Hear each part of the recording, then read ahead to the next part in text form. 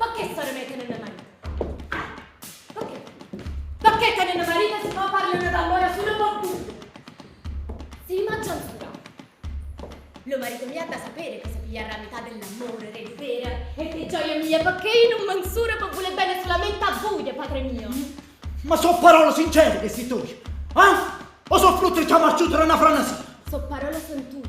A così giovani e a così arida. A così giovani e così sinceri. E allora dirà che non do sta sincerità.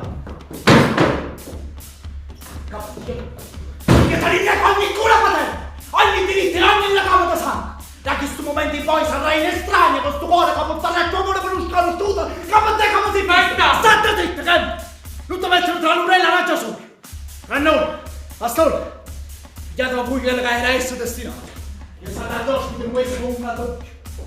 E a te, alla faccia della sincerità, sposo dall'orgoglio tuo e fanno salute. Maestà, da me sempre rispettato con mano padre e con mano re, servito come allo mio Signore, nominato dentro alle mie preghiere. Stai caricando l'arca, che ma sparando te lo colpo. E io invece lo tiro, sperando che la punta della freccia vada giusto a d'occhio.